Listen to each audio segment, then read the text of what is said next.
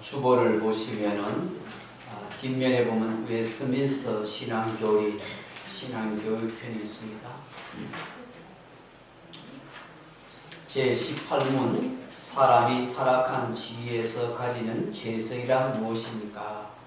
답 같이 읽겠습니다.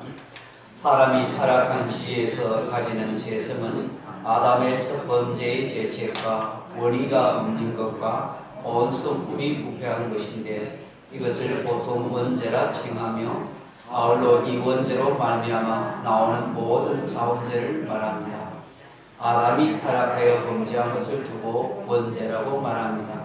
그 원죄는 보통 생육법에 의해 그 아담을 통해 태어나는 모든 인류는 원죄를 안고 태어나는 것입니다. 원의가 없어졌다는 것은 아담의 타락으로 원래 하나님의 형상으로 창조되었던 의가 없어졌다는 것을 말합니다. 그래서 사람이 아무리 노력을 해도 능력 자체를 잃어버렸기 때문에 하나님이 원하시는 삶을 살아들 수가 없는 것입니다. 하나님의 기준에도 미치지 못하는 것입니다. 아멘. 신앙 선언문, 교회 선언문 같이 있습니다. 소중한 교회는 오직 복음으로 행복한 교회, 행복한 가정, 행복한 사회를 지향하는 행복한 예수 공동체가 되겠습니다. 사명 선언문, 우리는 오직 영혼 구원을 향한 하나님의 마음으로 예수 그리스도를 전하며 교회에 다니는 자가 아니라 교회가 되겠습니다. 이제는 이렇게 살겠습니다. 경제 손해보더라도 정직하게 살겠습니다. 언어 고운 말, 참된 말, 좋은 말을 하겠습니다. 문화 대표의 문화를 멀리하고 깨끗하게 살겠습니다. 가정 방하지 않고 가족과 함께 살겠습니다. 이웃 외면하지 않고 이웃을 도우며 살겠습니다.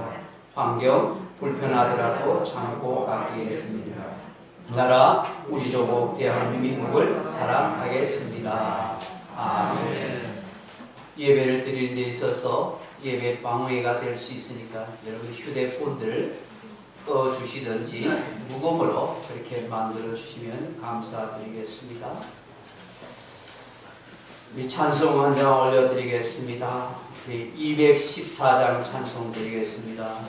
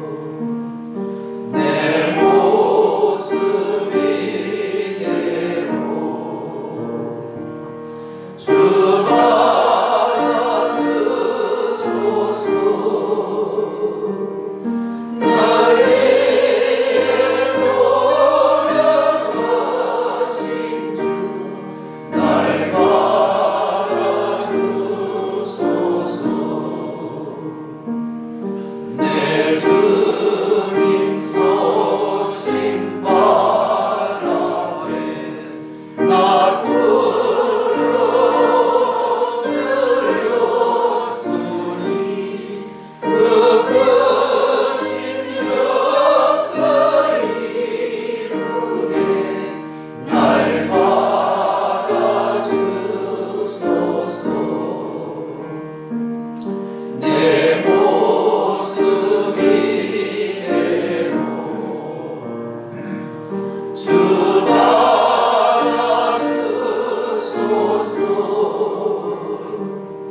나를 돌아가신 주 날 받아주소서.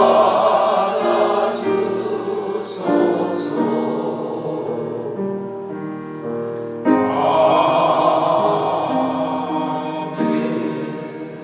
457장 찬송하십시다. 457장.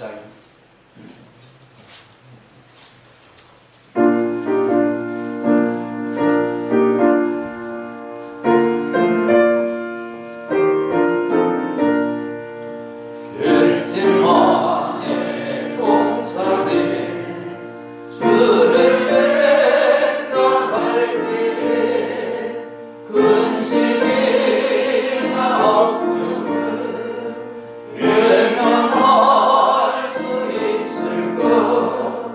나를 항상 버리고 주를 따라가리라. 빌라도의 들에서 주를 생각할 때에 수치됨과 아픈 것 못 견딜 수 있을까? 길이 참고 묵묵히 주를 따라가리라. 갈보리산 올라가 주를 생각할 때에 나의 많은 괴로움을 비교할 수 없으리.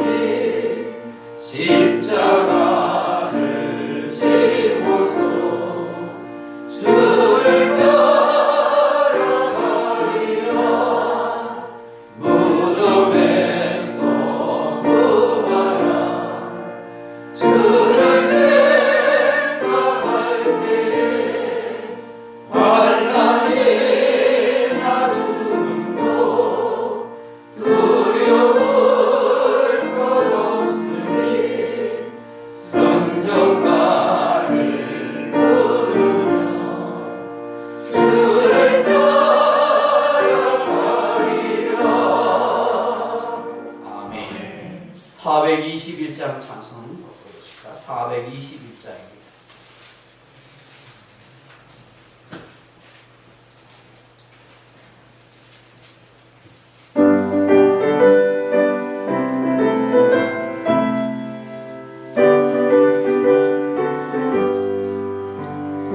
내가 예수 믿고서 제사만 받아 나의 모든 것 따르는데 지금 내가 가는 길 천국 길이요 주의 피로 내 죄가 씻겼네. 나의 모든 것 변하고 그 피로부터 받았네. 하나님은 나의 내게 존재함 없겠네. 주님 밝은 빛에서 어둠 비치니 나의 모든 것 변했네. 지금 내가 주 앞에 온전히 예배로 주의 공로를 의지함일세. 나의 모든 것 변하고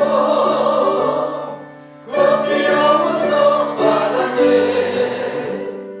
하나님은 나의 구원 되시오니 내게 존재함 없겠네. 내 성령이 바로 묶으신 사랑 나의 맘에 가득 채우며 먼 곳과 내게서 물리치시니 내 맘 항상 주 안에 있겠네. 나의 모든 것 변하고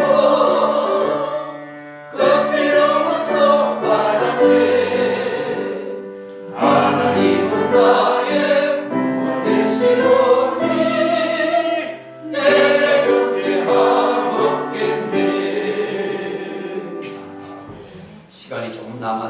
428장 찬송 한 장 더 부르십시다. 428장입니다.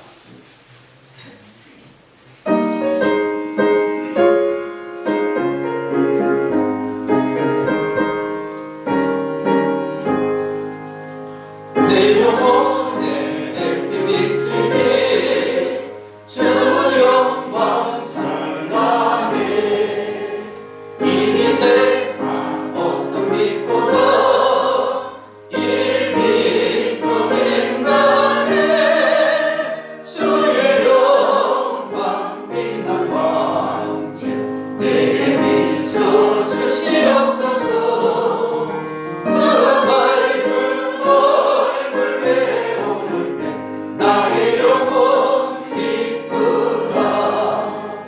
내 영혼에 노래 있으니 주 찬양합니다. 주의 귀를 기울이시사 따르고 계시네. 주의 영광 빛난 광채 내게 비춰 주시옵소서. 그 밝은 얼굴 배우는 때 나의 영혼 기쁘다. 내 영혼에 몸을 내어서 주와 함께 하실 때 구경만 내게 깃들고 주를 높이네. 주의 영광 빛난 광채 내게 비춰 주시옵소서. 그 밝은 얼굴 배우는 때 나의 영혼 기쁘다. 내 영혼에 이라이 있고 큰 소망 넘치네. 주 예수 복을 주시고 또 내려주시네. 주의 영광 빛난 광채 내게 비춰 주시옵소서. 그 밝은 얼굴 배우는 때 나의 영혼 기쁘다. 시간이 되었으므로 다 같이 묵상 기도 드림으로 예배 자리에 나아가기를 원합니다.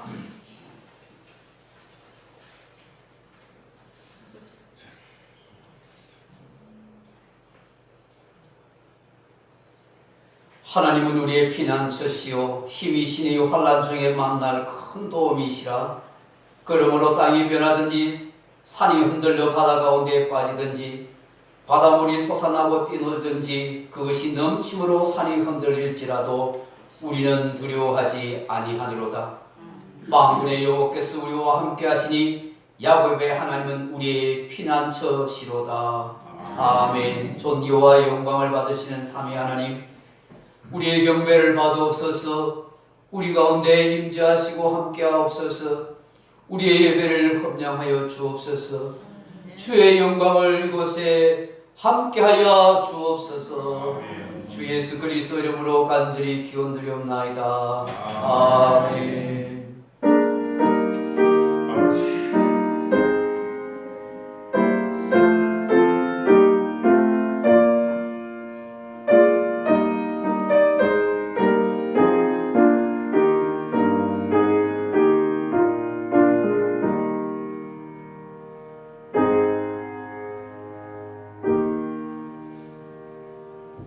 고개 들어 주를 맞이해 찬양합니다.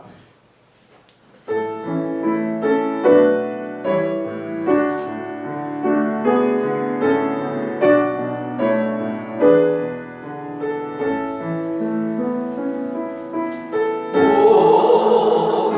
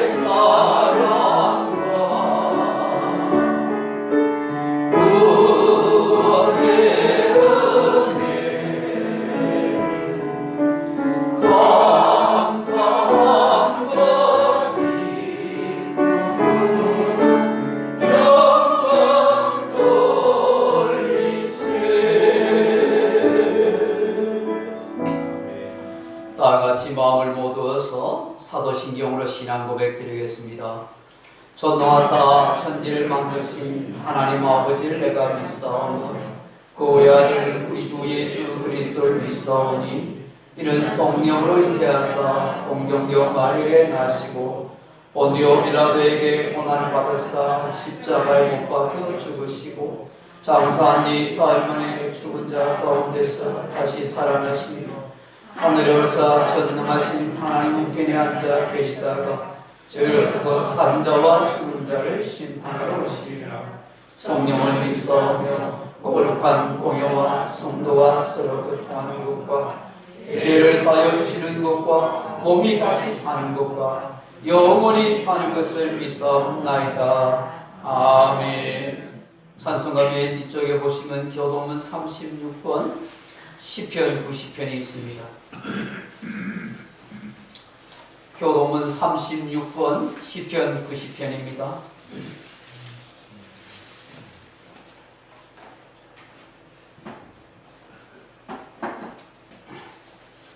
주여 주는 대대에 우리의 거처가 되셨나이다.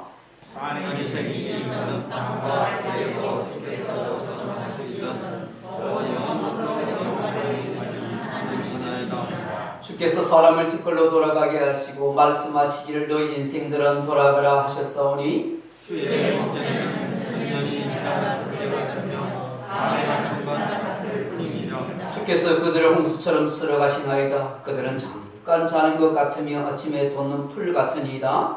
그런 아침에 옷이 피어 자라다가 내리는 숲으로 돌아가나이다. 우리는 주의 노에 소멸되며 주의 분내심에 놀라나이다. 주께서 우리의 죄악을 주의 앞에 놓으시며 우리의 은밀한 죄를 주의 얼굴빛 가운데 주셨사오니 우리의 모든 날이 주의 분노 중에 지나가며 우리의 평생이 순식간에 다하였나이다.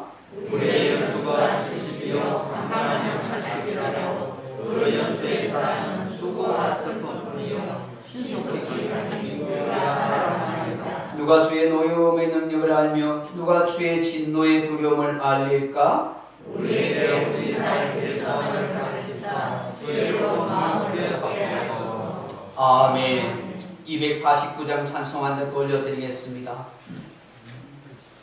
249장입니다.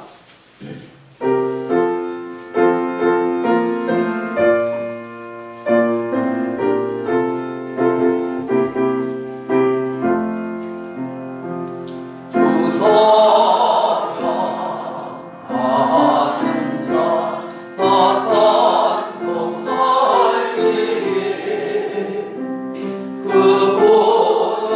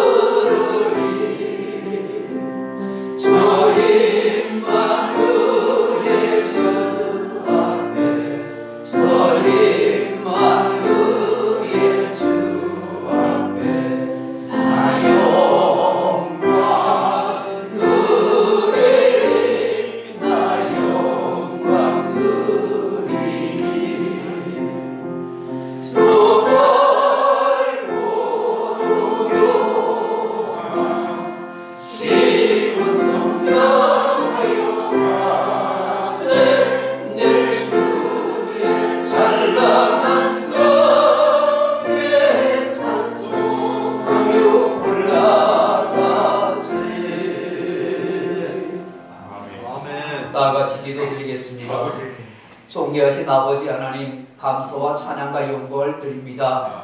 오늘 우리가 예배 드릴 수 있음을 감사하고 아무나 올 수 없는 자리에 올 수 있어서 감사하고 하나님을 나의 하나님을 고백할 수 있어서 진심으로 감사드립니다. 찬양 가운데 올라가시는 주여, 우리 가운데 하감하시고 역사하여 주옵소서.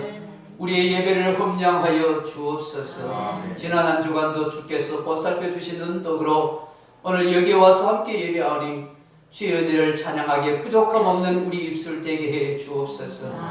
사랑하는 주님, 우리의 모든 펼쳐지는 환경에서도 늘 감사할 것을 찾게 하옵소서. 불평거리보다 감사할 것을 찾는 지혜로운 성도가 되게 하여 주옵소서. 사랑하는 주님, 온 가족과 믿음으로 아름답게 살아가게 도와주시고 온 교우들과 서로 무난하며 사는 복된 인생을 살아가게 하옵소서. 한 번밖에 없는 우리의 인생을 가장 소중하고 가치 있는 인생으로 하나님 앞에 살아드릴 수 있는 우리 모두가 되게 해 주옵소서. 지금은 여러 가지 어려운 시대 속에 살아가고 있습니다. 마음껏 모여 예배할 수 없는 그런 환경 속에 있습니다만 그럼에도 불구하고 우리의 믿음을 잃지 않게 하시고 하나님을 향한 뜨거운 사랑의 마음을 늘 간직할 수 있는 우리 모두가 되게 하옵소서. 이 나라의 민족을 긍휼히 여겨주시고 공의와 공평과 정직이 바로 세워지는 나라 되게 하여 주옵소서. 하나님의 법이 이 땅에 이루어지기를 원합니다. 하나님 나라가 이 땅에 임하기를 원합니다. 주여 은혜를 베풀어 주옵소서. 이 땅의 교회를 지켜주시고 주의 백성들을 보호해 주옵소서. 복음을 위해서 온 세상에 흩어져 있는 선교사들을 지켜주시고 이 재앙의 질병을 인하여서 고통당하거나 선교사에게 위축당하지 않도록 하나님이 보살펴 주옵소서. 사랑하는 성도들의 가정과 일터와 삶의 현장에 주님이 동행하여 주시고 함께해 주시기를 간절히 빌고 원합니다. 아버지 하나님, 군문으로 학창으로 떠나는 사랑하는 자녀들 지켜주시고 또한 할아버지 시험에 들서 여러 가지 어려움 가운데 교회 오지 못하는 연약한 교우들을 하나님께서 은혜 베풀어 주옵소서. 병든 자를 고쳐주시고 약한 자를 강건케 만들어 주시고 상심된 자에게 위로와 은혜로 함께해 주시기를 간절히 소망합니다.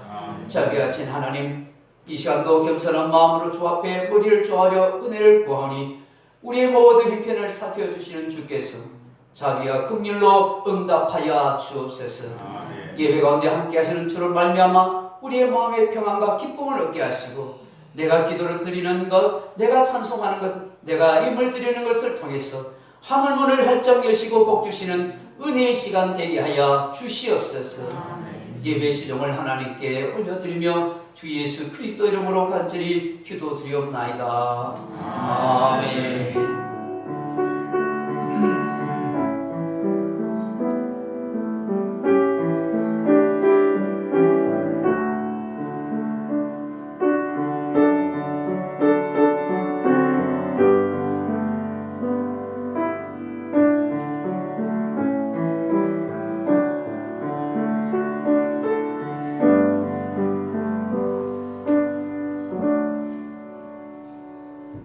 오늘 우리에게 주신 하나님의 말씀은 구약성경 룻기서 1장 1절로 22절 말씀을 보겠습니다. 제가 가진 성경 구약성경 401페이지입니다. 룻기서 1장 1절로 22절 말씀입니다.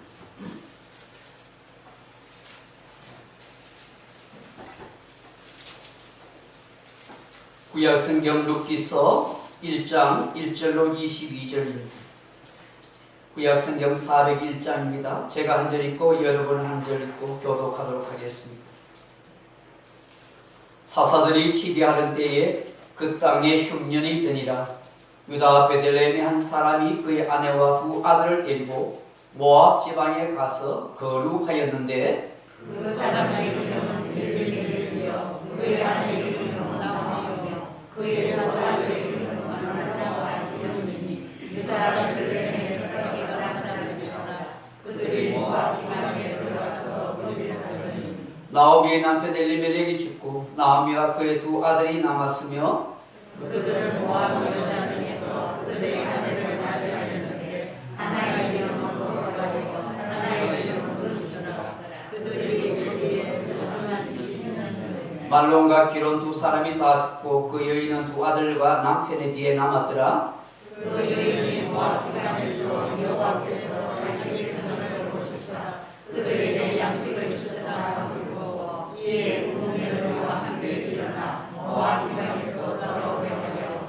어떤 곳에서 나오고 두 며느리도 그와 함께하여 유다 땅으로 돌아오려고 길을 가다가 나오미가 두 며느리에게 이르되 너희는 각기 너희 어머니 집으로 돌아가라. 너희가 죽은 자들과 나를 승리한 것 같이 여호와께서 너희 승리하시기를 원하며 여호와께서 너에게 허락하사 각기 남편의 집에서 위로를 받게 하시기를 원하노라 하고 그들에게 입맞춤에 그들이 소리를 높여 울며 나오미에게 이르되 아니니이다. 우리는 어머니와 함께 어머니의 백성에게로 돌아가겠나이다 하느니라.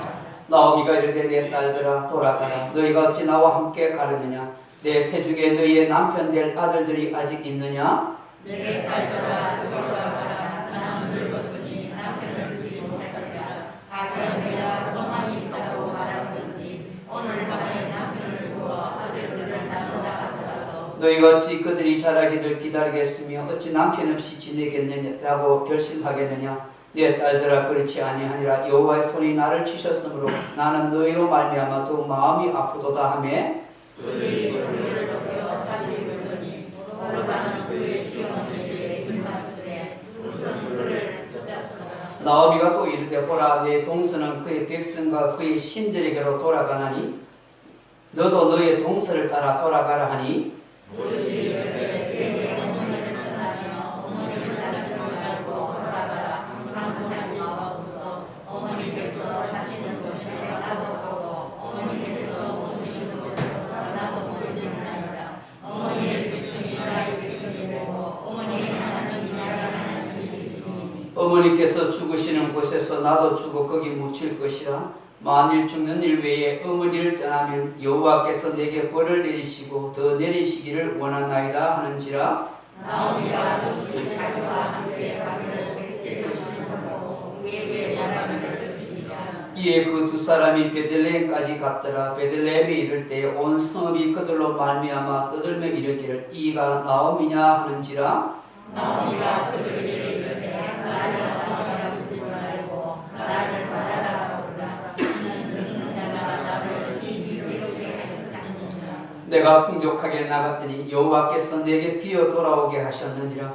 여호와께서 나를 징벌하셨고 전능자가 나를 괴롭게 하셨거늘 너희가 어찌 나를 나오미라 부르느냐 하니라. 나오미가 모압 지방에서 그의 며느리 모압 여인 룻과 함께 돌아왔는데 그들이 보리 추수 시작할 때에 베들레헴에 이르렀더라. 아멘. 오늘 예배 오신 모든 성도님들에게 또 영상 예배 드리는 교우들에게 주님의 은혜와 평강이 함께하기를 주의 이름으로 축복합니다. 오늘 룻기서 1장 1절에서 22절 말씀 가지고 신앙은 삶으로 표현됩니다 하는 제목으로 은혜의 말씀을 함께 나누기를 원합니다. 사랑하는 성도 여러분, 여러분이 가진 신앙이 무엇이라고 생각하십니까? 신앙은 어떻게 표현되어져야 된다고 믿으십니까? 신앙은 사상이 아닙니다. 철학도 아닙니다. 인간들이 만들어낸 신념이나 관념의 생성물도 아닙니다. 신앙은 관계입니다. 살아계신 창조주 하나님과의 관계를 맺는 것입니다. 아멘. 그 관계는 사랑과 신뢰의 바탕에서 이루어집니다. 우리를 하나님의 형상으로 창조한 것은 하나님의 사랑 때문입니다. 타락하여 죄인이 된 아담과 그 후손인 우리를 찾아오신 것도 하나님이 사랑하시기 때문입니다. 하나님께서 우리를 구원하시려고 하나님의 아들이신 예수 그리스도를 보내심도 하나님의 그 사랑 때문입니다. 로마서 5장 8절에 우리가 아직 죄인 되었을 때에 그리스도께서 우리를 위하여 죽으심으로 하나님께서 우리에 대한 자기의 사랑을 확정하셨느니라고 말씀하십니다. 요한일서 4장 9절에 하나님께서 우리를 사랑하신 사랑이 나타난 바 되었으니 하나님이 자기의 독생자를 세상에 보내심은 그로 말미암아 우리를 살리려 하심이라고 말씀하셨습니다. 하나님이 독생자 예수 그리스도를 보내신 것은 전적인 하나님의 사랑이라고 그렇게 말씀하고 있습니다. 예수 그리스도를 보내심으로 하나님이 우리를 어떻게 사랑하시는가를 표현해 주신 것입니다. 그렇다면 그 하나님의 사랑을 받은 우리가 할 수 있는 일이 무엇입니까? 어떻게 해야 우리가 하나님의 그 사랑을 표현할 수 있습니까? 우리가 할 수 있는 것은 하나님을 사랑하고 신뢰하는 것입니다. 그 사랑을 마음에 고스란히 담아 새기고 믿는 것입니다. 이것이 하나님과의 관계를 만드는 것입니다. 그리고 하나님의 사랑을 삶으로 표현해 가는 것입니다. 이러할 때 비로소 신앙이 있다라고 말씀하는 것입니다. 이 신앙은 두 가지로 표현되어집니다. 하나는 예배의 신앙입니다. 또 하나는 생활의 신앙인 것입니다. 어느 것 하나도 소홀하게 할 수 없는 중요한 요소입니다. 두 가지가 조화롭게 이루어질 때 바른 신앙생활을 하게 되는 것입니다. 예배의 신앙은 무엇입니까? 우리가 하나님을 찾고 기도하고 찬송하며 오로지 주를 경배하는 것입니다. 진심으로 하나님을 경외하고 그 하나님을 마음 깊이 사랑하는 것입니다. 그렇다면 생활의 신앙이란 무엇입니까? 그 하나님의 사랑을 생활 속에서 실천해 가는 것입니다. 그 실천도 내 마음대로가 아닌 하나님의 말씀을 따라 하나님의 뜻을 따라 순종하는 것입니다. 아멘. 우리의 삶의 기준은 언제나 하나님의 말씀에 있어야 하고 하나님의 뜻에 있어야 하는 것입니다. 아멘. 그래야 바르고 참된 신앙을 할 수 있는 것입니다. 그러므로 생활의 신앙이 잘 되기 위해서는 하나님의 말씀이 무엇인지 그 뜻이 어떤 것인지를 배우고 묵상하고 읽고 깨닫고 살아가야 하는 것입니다. 성령님이 깨닫게 해달라고 구체적으로 기도하고 간구해야 합니다. 이처럼 생활의 신앙은 묵상되어지고 들었던 말씀들을 읽었던 말씀들을 생각하고 성찰하고 깨달아지는 데서 삶으로 표현되어진다 하는 것입니다. 그렇기 때문에 신앙은 생각 속에 이루어지는 것이 아니고 말로 되어지는 것도 아니고 삶으로 표현되어지는 거라 하는 것입니다. 오늘 본문은 신앙이 삶으로 표현되어진다는 것을 잘 말씀해 주고 있습니다. 엘리멜렉이라는 한 남자가 있습니다. 나옴이라는 여자를 만나서 알콩달콩 결혼하고 잘 살았습니다. 스라의 두 아들 말론과 기론을 놓고 살았습니다. 베들레헴 사람으로 그것에 위하며 살고 있습니다. 근데 그만 그 땅에 흉년 기근이 들고 말았습니다. 농사를 짓거나 목축을 하는 대부분 이스라엘 사람들에게서 비가 오지 않고 기근이 생긴다는 것은 그야말로 삶이 피폐해지는 것이고 죽을 지경이 되는 것과 같습니다. 오늘 성경에 보시면 그 시대가 사사시대라고 말씀하고 있습니다. 사사시대라는 것은 신앙이 아주 황폐화된 시대라 하는 뜻입니다. 이 사사시대의 특징이 무엇입니까? 왕이신 하나님을 제대로 경외하지 않고 자기 자신의 인생의 주인과 인생의 왕이 되어 살아가는 시대입니다.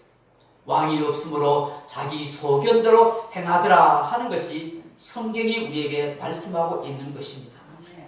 이런 이스라엘 나라에 하나님께서 흉년이라는 기근이라는 채찍을 내리신 것입니다. 그런데 문제는 하나님께서 이 이스라엘 나라에 기근과 흉년의 채찍과 징계에도 불구하고 사람들이 회개하고 하나님의 뜻을 따라 살려고 하지 않는다 하는 것입니다. 흉년이 있음에도 불구하고 그들 자신들을 돌아보면서 신앙적 각성이나 신앙 회복의 운동이 일어나지 않더라는 것입니다. 참 안타까운 것은 이스라엘 백성들이 오히려 더 어긋납니다. 더 우상숭배에 빠져 삽니다. 하나님의 마음을 더 아프게 하는 일들을 서슴없이 하고 살더라는 것입니다. 오늘 본문에 나오는 엘리멜렉 가정도 예외가 아니었습니다. 하나님이 정해 주신 신앙의 자리, 삶의 터전인 베들레헴을 훌쩍 저버리고 그만 이방 땅 모압으로 이주해 간 것입니다. 사랑하는 성도 여러분, 모압으로 이사가면 신앙생활 제대로 할 수 있습니까? 온갖 우상을 섬기는 그 땅에서 어떻게 살아갈 수가 있습니까? 이방 사람들의 유혹과 그 문화에 빠지지 않겠습니까? 그곳에 가면 당장 기근은 면할 수 있을지 몰라도 신앙생활을 제대로 할 수 없을 것입니다.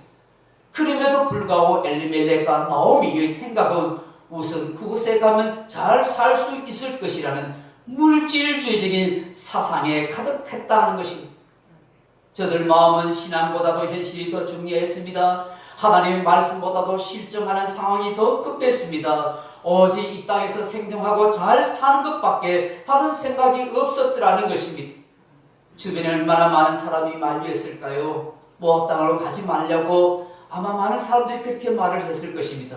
그럼에도 불구하고 모든 사람들의 바램을 뿌리치고 그렇게 건너간 모압의 10년 세월의 결과는 무엇이었습니까? 결국 하나님의 백성이 어떻게 되었습니까? 모든 걸 다 잃어버린 텅 빈 인생이 되었다는 것입니다. 여러분, 엘리멜렉의 이름의 뜻은 하나님은 나의 왕, 나의 하나님이시다는 뜻입니다. 나오미는 기쁨, 즐거움이라는 뜻입니다. 히브리 사고에서 말하면 하나님은 나의 즐거움입니다. 하나님은 나의 기쁨입니다 하는 뜻입니다. 하나님이 나의 왕이고 하나님이 나의 기쁨이요 즐거움이라는 것은 내가 하나님 중심으로 하나님을 경외하는 신앙으로 살아가는 자입니다 하는 그런 이름의 뜻이 아니겠습니까? 비록 지금은 기근이 오고 심각한 어려움 가운데 있다 할지라도 그럼에도 불구하고 하나님은 나의 왕으로 나의 기쁨을 모시고 살아간다면, 그 하나님을 의지하고 믿고 살아간다면 살아계신 하나님께서 기근을 오랫동안 계속 그렇게 하도록 내버려 두시겠습니까? 이름은 멋진 이름, 신앙적인 이름을 가졌음에도 불구하고 베들레헴 떡집 빵집, 하나님은 내 생명의 떡, 하나님은 내 삶의 빵이라는 그 이름을 가진 마을에 살고 있었지만 그들은 정작 형식적인 신앙인에 불과했더라는 것입니다. 삶의 기근과 흉년이 닥칠 때 여지없이 무너지고 인간적 방식으로 그렇게 살아가려고 몸부림쳤습니다. 결국 모압이라는 세상에 눈을 돌리고 말았던 것입니다. 참 신앙 있는 사람처럼 보였지만 이런 좋은 신앙적인 배경을 가진 동네에 살고 있었지만 정작 그들의 삶과 그들의 중심에는 신앙이 없더라는 것입니다. 하나님을 진심으로 찾고 하나님을 경외하고 하나님을 의지하는 그 신앙심이 그들 영혼 속에 찾아보기가 어려웠습니다. 사랑하는 성도 여러분, 오늘날 기독교인들은 어떻습니까? 엘리멜렉의 가정과는 다를 바가 있습니까? 신앙보다도 내 현실의 빵이 우선이 아닙니까? 하나님 뜻보다는 내 생각이 먼저가 아닙니까? 하나님께서 1년 넘게 지구촌에 코로나 바이러스란 대재앙을 주신 이유가 무엇일까요? 인간은 이처럼 삽시간에 병들고 죽을 수 있다는 걸 보여준 것 아닙니까? 성경 말씀처럼 인간의 종말이 그대로 진행되고 있다는 것을 경고의 전조로 보여주는 것 아니겠습니까? 여러분, 지진이 일어나기 전에 반드시 동물들이 움직이든지 뭔가 전조현상이 일어난다고 하는 것처럼 오늘 예수님의 말씀처럼 마태복음 24장, 마가복음 13장, 누가복음 21장에 나와 있는 이 세상의 종말에 일어나기 전에 여러 가지 경고의 전조가 있다고 말씀하고 있지 않습니까? 어쩌면 그것을 우리에게 보여주고 있는지도 모릅니다. 아멘. 저는 이 모든 재앙을 통해서 천지의 주제이신 하나님을 찾고 그 하나님을 경외하는 신앙으로 돌아오라는 하나님의 메시지로 생각합니다. 제약된 생활을 청산하고 사람답게 인간답게 제발 살아가라는 하나님의 가슴 아픈 외침이라고 그렇게 믿습니다. 그런데 사람들은 이런 생각을 전혀 하지 않는 것 같습니다. 온갖 인간적인 수단과 방법을 찾습니다. 인간의 지식과 지혜를 동원해서 과학과 의학을 총동원해서 이 흉년의 재앙을 피하려고 합니다. 사람 간의 거리두기, 마스크 착용하기, 방역 지침 따르기, 백신을 맞고 좋은 치료약을 개발하면 끝날 것이라고 생각합니다. 여러분, 그럴까요? 과연? 왜 코로나 바이러스로 세상을 뒤집어 놓고 있는 것입니까? 원인에 대해서 사람들은 전혀 생각하지 못하고 있습니다. 그저 중국 우한에서 발생했는가 보다라고 생각할 뿐입니다. 여러분, 그렇게 생각하고 살아가게 되면 여러분, 이 시대야 그런 생각으로 사람들로 가득 차게 되고 우리도 그렇게 생각하고 살아간다면 여러분, 하나님께서 홍수로 노아 때 홍수로 심판할 때 사람들도 똑같이 그렇게 생각했다는 사실입니다. 소돔과 고모라 성을 하나님이 불로 멸하실 때에 롯의 이야기를 들었던 그 사이들이 농담처럼 여겼던 것처럼 그렇게 생각할 수 있어요. 순식간에 멸망의 길로 갈 수 있다는 것을 우리가 깨달아야 하는 것입니다. 세상 사람들은 둘째치고 우리 기독교인들만이라도 그렇게 생각하지 말고 이 엘리멜렉 가정처럼 그렇게 되지 않아야 하는 것입니다. 현실주의, 물질주의는 우리의 신앙을 가동하는 그런 위험한 우상이 될 수 있습니다. 현실을 생각하지 말고 물질이 필요 없다는 말이 아닙니다. 그것이 우리 신앙보다 우선이 되어서는 안 된다는 것을 말씀드리는 것입니다. 아멘. 지금 우리는 심각한 신앙의 도전을 받고 있는 시대가 되었습니다. 하나님의 주권과 승리를 도전하는 수많은 현상들이 이 지구촌에 오늘 우리나라에도 비일비재하게 일어나고 있습니다. 이럴 때일수록 우리 그리스도인들은 하나님의 주권과 하나님의 승리를 믿는 신앙을 확실하게 해나가야 하는 것입니다. 나에게 이런 신앙이 있는가를 점검해가야 하는 것입니다. 저와 여러분, 우리 그리스도인들은 뭔가 생각이나 태도가 달라져야 한다는 거예요. 여러분, 정부의 방침으로 인해서 예배를 마음대로 드릴 수 없는 상황을 말하는 것이 아닙니다. 교제도 식사도 마음 편히 할 수 없는 상황을 말하는 것이 아닙니다. 교회에 모이는 것이 힘들어서 유튜브나 영상 매체로 가정 예배로 드리는 것을 말하는 것이 아닙니다.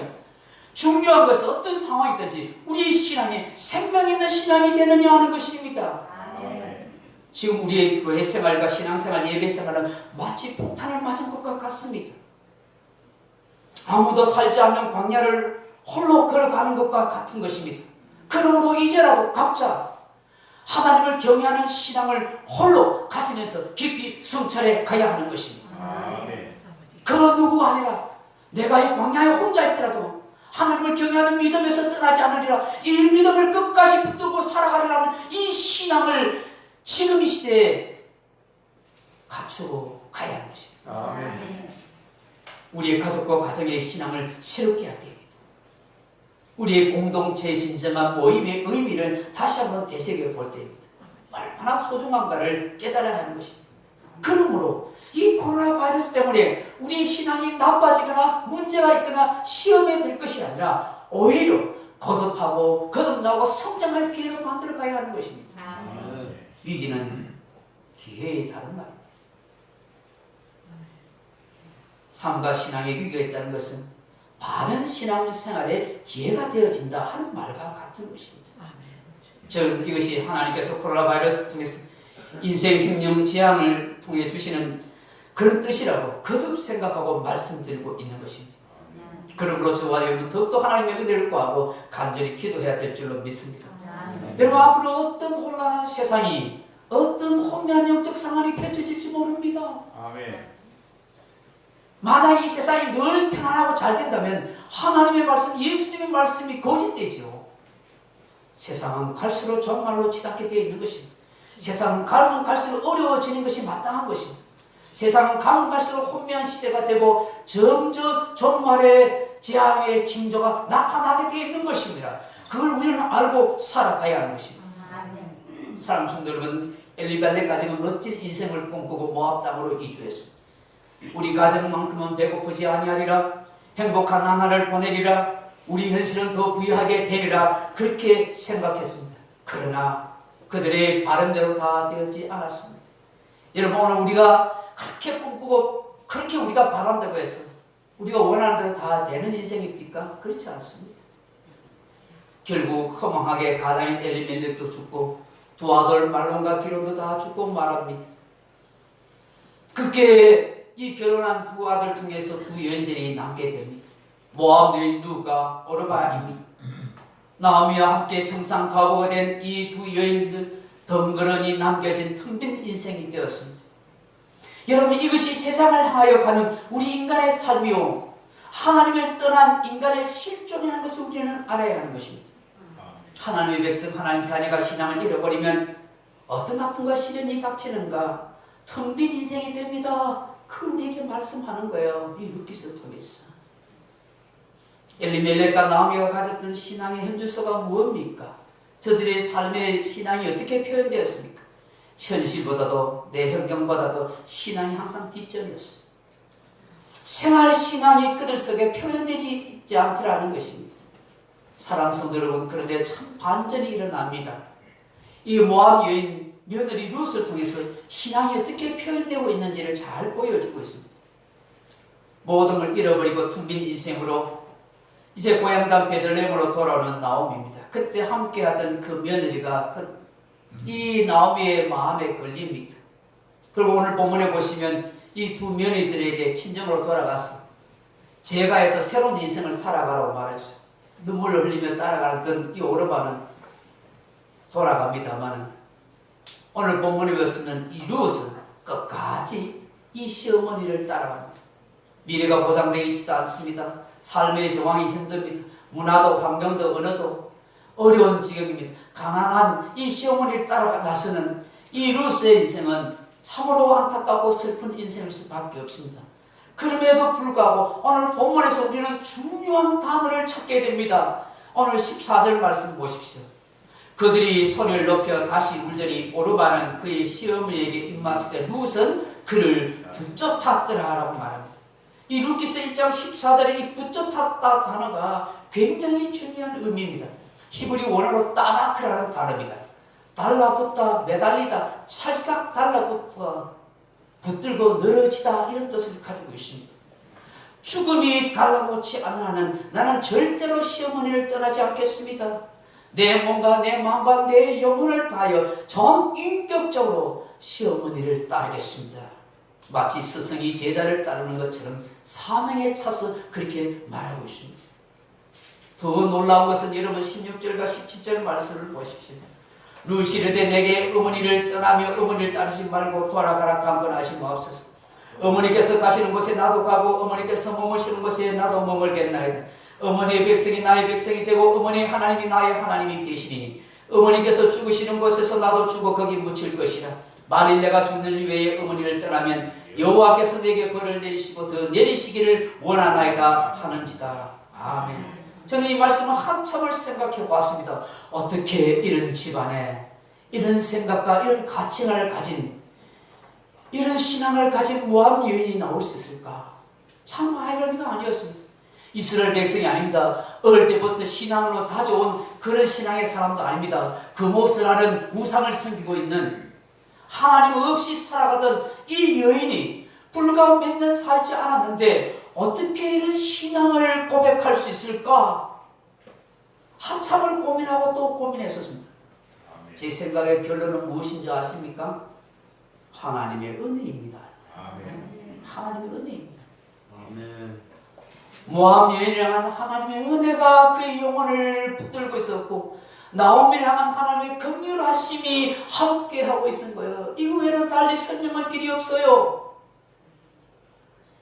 가만히 생각해보면 저도 여러분도 오늘 이 자리에 앉아있다는 것이 신비한 일이 아닙니까? 신기한 일이 아닙니까?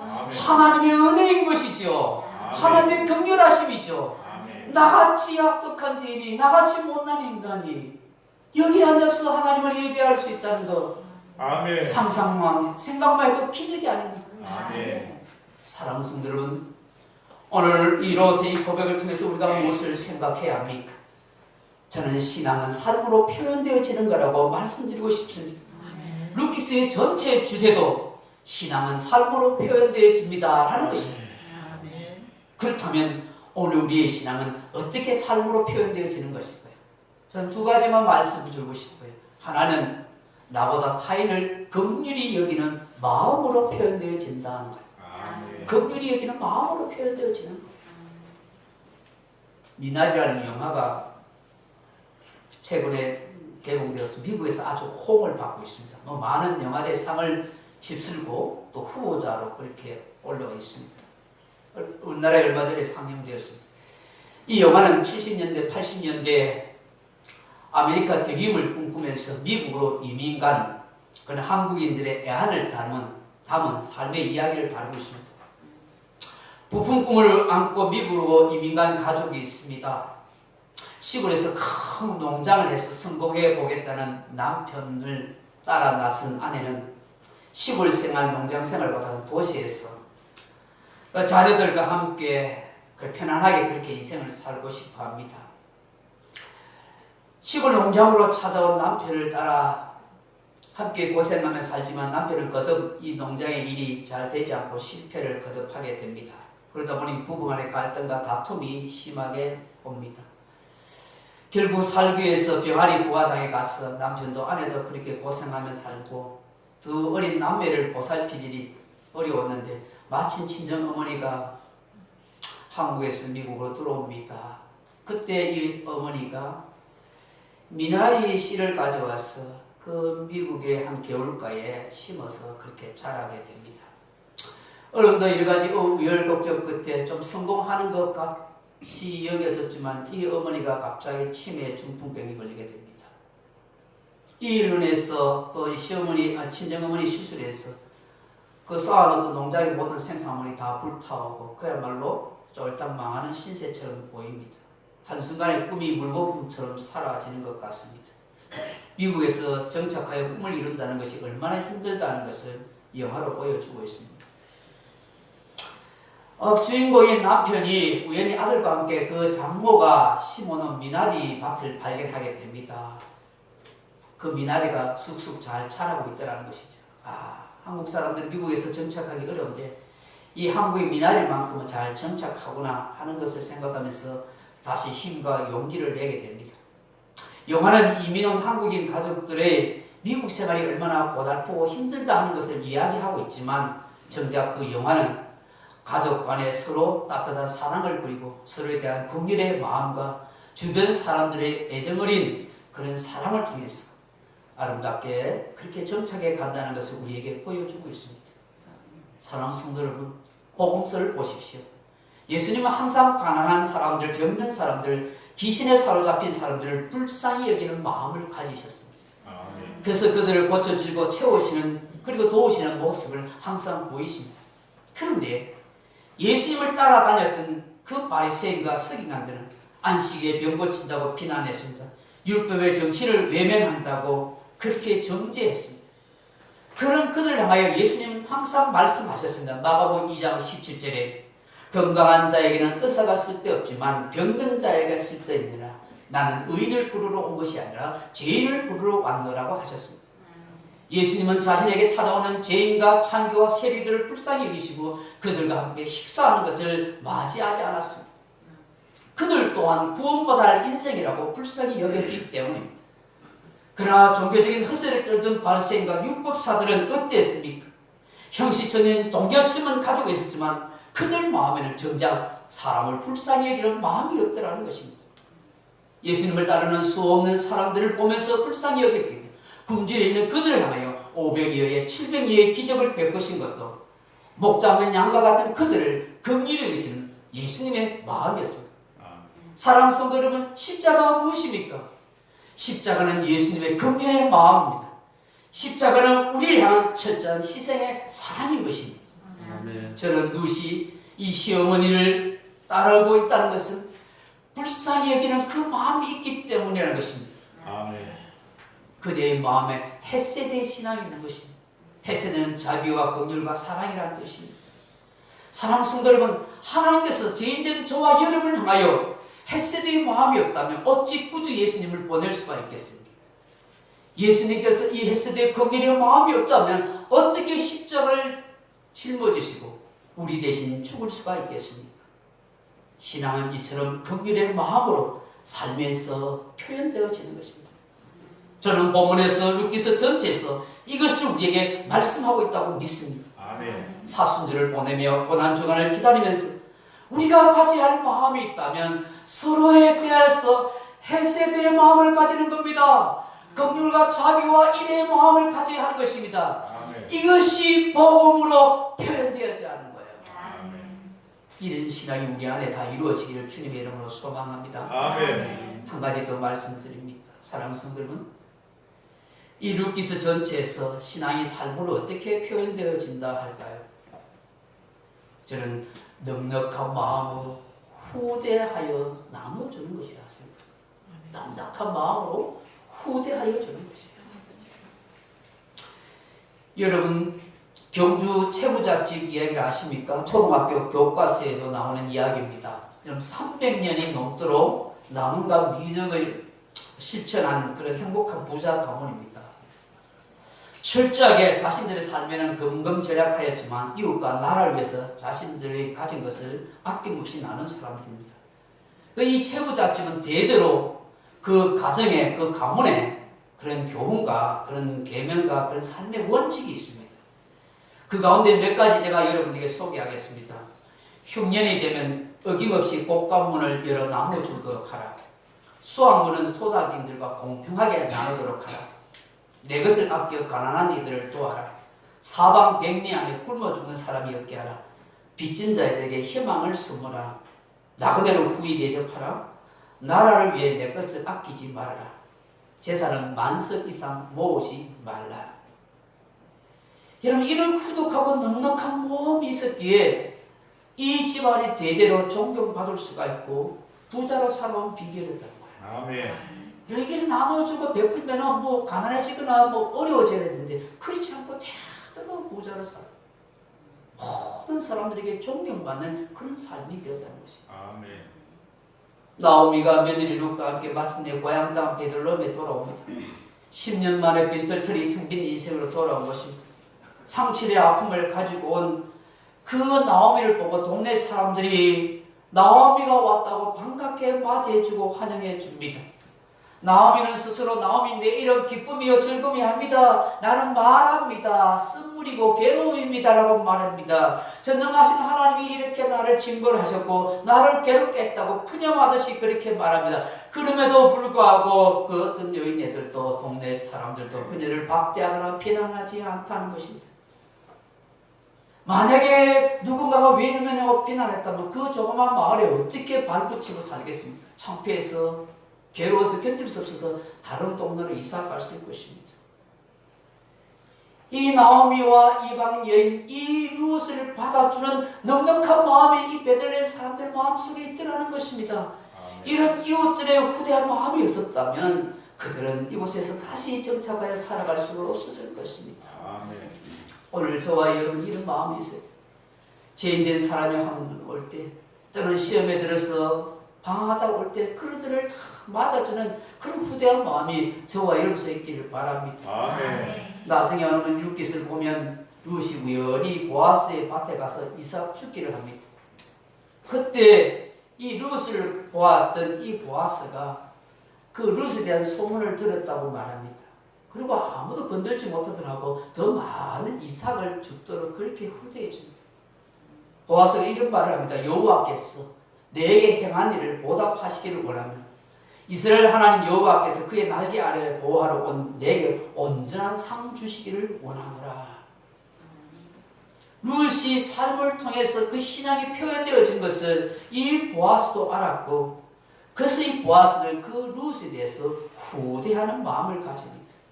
나중에 시험을 통해서 이 보아스가 기업 물을 자라는 걸 알았습니다. 그런데 그보다 더 가까운 친척이 있었습니다. 아모개가 있었습니다. 그 사람은 자기 기업의 손해를 볼까 싶어서 이 엘리멜렉 가정의 기업 물을 자에 축복을 행하지 않습니다. 그러나 손해가 있음에도 불구하고 보아스는 기꺼이 룻을 아내로 받아들이고 이 엘리멜렉 가정에 기업이 끊어지지 않도록 보살펴 주는 것입니다. 참 놀라운 것은 이 보아스의 아버지가 누구냐는 거예요.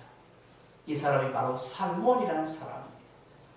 이 사람은 여호수아와 함께 여리고성을 무너뜨릴 때 그때 앞장섰던 사람 중에 한 사람이고 이 살몬이 바로 여리고성의 기생 장녀였던 나합과 결혼한 사람이었어요. 이는 후대하는 마음이 아니었으면 그렇게 할 수 없었을 거예요. 이방 여인이에요, 기생이에요, 신전 장녀예요. 이런 사람은 아내를 맞았어요. 많은 이스라엘 남자들이 수군거리고 많은 이스라엘 사람들이 비난할지도 몰라요. 그럼에도 불구하고 이 여인을 아내로 맞아들이게 되는 거예요. 이 아버지의 후덕한 마음을 보아스가 본받게 되었고 이 보아스를 통해서 룻을 아내로 받아들이고 이 영적인 은혜의 이 역사가 후덕한 마음이 쭉 내려와 정손자인 다윗에게로 그리고 유다 지파의 피를 통해서 메시아의 가문인 예수 그리스도께서 이어지고 있다는 사실이에요. 신앙은 이처럼 넉넉한 마음, 후덕한 마음으로 삶을 표현한다는 것을 우리에게 말씀하고 있습니다. 사랑하는 성도들 말씀을 냈습니다. 룻기서의 주인공은 나오미와 룻입니다. 두 주인공의 이름과 삶을 통해서 계시하는 하나님의 뜻이 있습니다.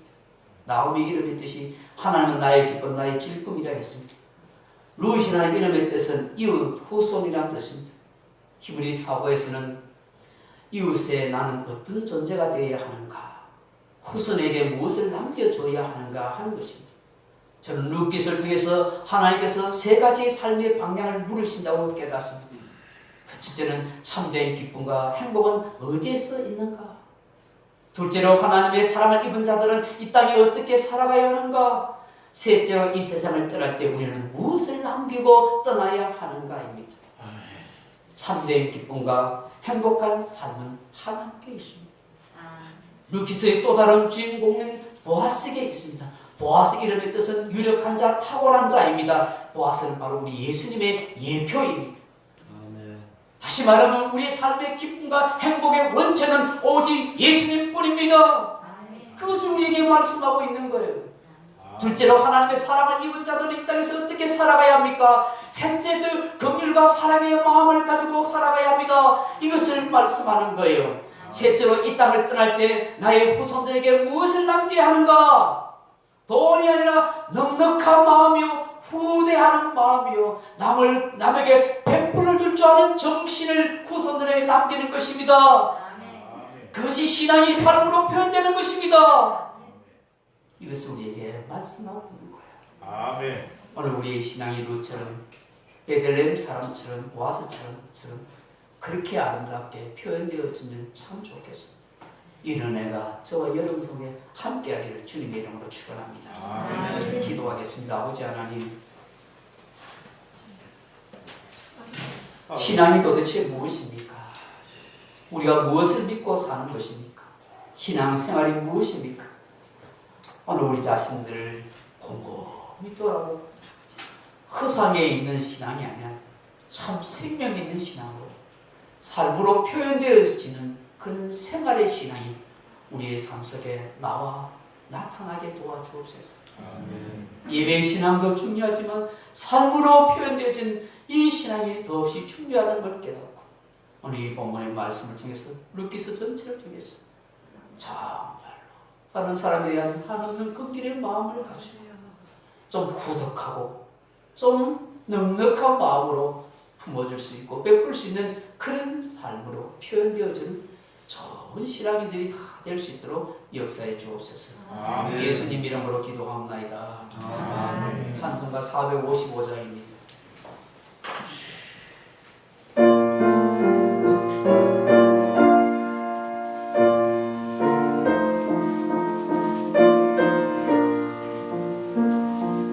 주님의 마음을 본받는 자, 그 마음의 영광이 찾아오며 험악한 세상을 이기니 하늘로부터 임하리로다.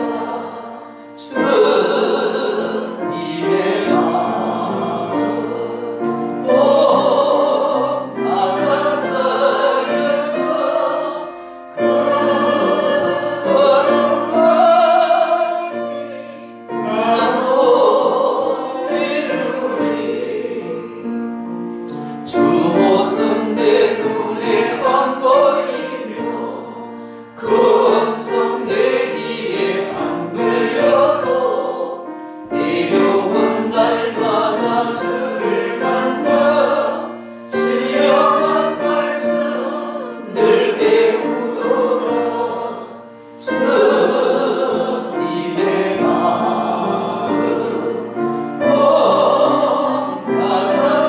본받았으면서 그 거룩하신 나도 이루리.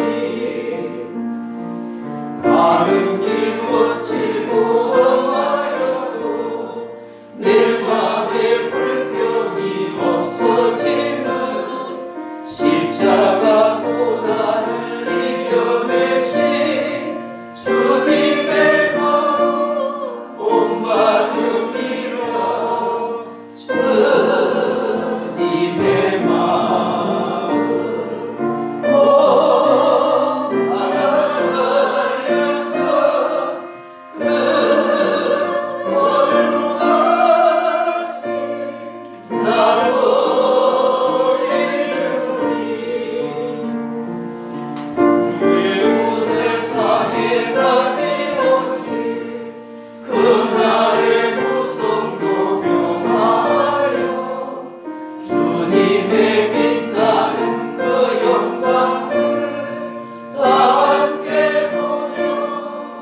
찬양하리 주님의 마음 나가 살면서 거룩하신 나로 이루리. 주님, 다 부족하고 못난 인생이 털어보면 먼지는 나지 않은 인생은 없습니다. 그런데 우리가 너무 의인 척 다른 사람을 정죄하고 내 삶의 기준으로 다른 사람을 판단해가는 모자람이 많은 우리 인생이 될 때가 많습니다. 헤세드 긍휼의 마음을 가지고 서로에 대해서 좀 이해해 줄 수 있는 그런 마음이 되고 또 넉넉하고 후덕한 마음을 가져서 삶으로 아름답게 신앙이 표현되어지는 우리의 공동체가 되고 우리의 교회가 되고 우리의 가정과 우리의 삶이 되게 도와주옵소서. 아멘. 좀 더 참아주고 기다려주고 아멘. 하나님의 풍성한 은혜가 그에게 부어지도록 기다려줄 줄 아는 우리의 믿음이 되게 해 주옵소서. 아멘. 오늘도 예배드리는 사랑하는 교우들 하나님이 기억하여 주시고 저들의 삶의 현장에 하나님이 도우시는 놀라운 일들이 있게 해 주옵소서. 귀한 예물 드릴 손길들이 은혜와 복으로 함께하여 주시고 주의 위로하심이 넘치게 하옵소서. 예수님 이름으로 축복하며 기도합나이다. 아멘. 아버지 사랑하는 옆사람 인사합시다. 하나님 당신을 사랑하십니다. 하나님 당신을 사랑하십니다. 만나서 반갑습니다. 감사합니다. 계속해서 교회 밴드 영상 예배와 또 울산 소동원교 유튜브 또 그렇게 방송하고 있습니다. 수요예배, 금요 기도회, 새벽 기도회도 계속 그렇게 밴드로 또 유튜브로 보여주고 있습니다. 교회력으로 사순절 기간입니다. 여러분 성경 읽는 거 또 기도하고 암송하는 데 힘쓰면 좋겠습니다. 다음 주는 고난주 안으로 성찬식을 하려고 합니다. 믿음으로 기도하면서 그렇게 임하면 좋겠습니다. 예배 후에 4시경에 피택자 교육이 잠깐 있도록 하겠습니다. 그렇게 모이겠습니다. 장기 결석자리에서 기도하고 서로 문화하시면 좋겠습니다. 4월 첫 주에 부활절을 지킵니다. 오후 예배 드리실 분들은 밑으로 힘드니까 내려가지 마시고 그냥 여기 앉아 계셨다가 서로 교제하다가 그렇게 오후 예배 드리면 좋겠다 싶습니다. 다른 광고 없으면 우리 주님 다시 오실 때까지 찬양 오후 예배 마치겠습니다. 우리 교회에서 오늘 우리 성공 원사님이 떡도 좀 준비하는데 가실 때 하나씩 또 받아가시면 좋겠습니다.